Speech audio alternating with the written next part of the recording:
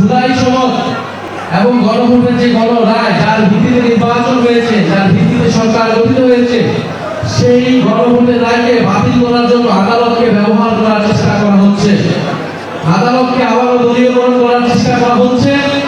আমরা স্পষ্টভাবে বলতে চাই, আদালতকে যদি রাজনৈতিক এজেন্ডার কারণে, নিজেদের দলীয় এজেন্ডার কারণে ব্যবহার করা হয়, চেষ্টা করা হয়, তার পরিণতি খুবই করুণ হবে। বিগত আওয়ামী লীগ সরকার এই একই প্রচেষ্টার মাধ্যমে কিন্তু তার পতন শুরু হয়েছিল। ফলে এখন যারা সরকারে আছেন, আপনাদের প্রতি স্পষ্ট আহ্বান থাকবে, গণভোটের গণরায় দ্রুত বাস্তবায়ন করুন। আমরা গণভোটের গণরায়ের মাধ্যমে এই বাংলাদেশ, এই নতুন সরকারের যাত্রা শুরু হোক, নতুন সংসদের যাত্রা শুরু হোক, সেটা প্রত্যাশা করি।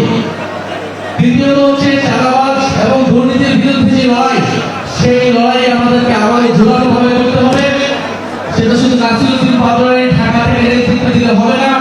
আমরা আশা করবো এই চট্টগ্রামের দখলদারিত্ব এবং চাঁদাবাজের বিরুদ্ধে কঠোর প্রতিরোধ তৈরি হবে।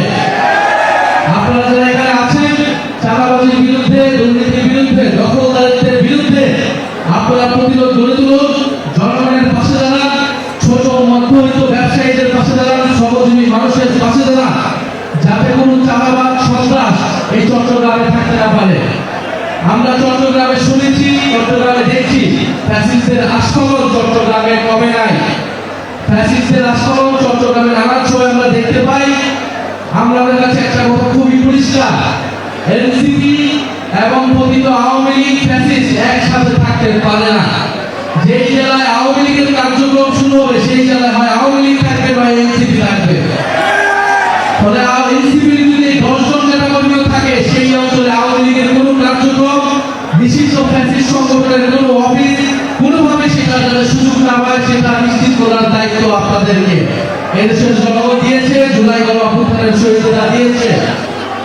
তৃতীয় চতুর্থ, আমাদের আধিপত্যবাদের বিরুদ্ধে যে সংগ্রাম, এই আধিপত্যবাদ কেবল ভারতীয় আধিপত্যবাদ না, বাংলাদেশের বিরুদ্ধে, স্বার্থের বিরুদ্ধে যেই পরাশক্তি যাবে, সেই সকল আধিপত্যবাদের বিরুদ্ধে আমরা লড়াই সংগ্রাম করে যাব।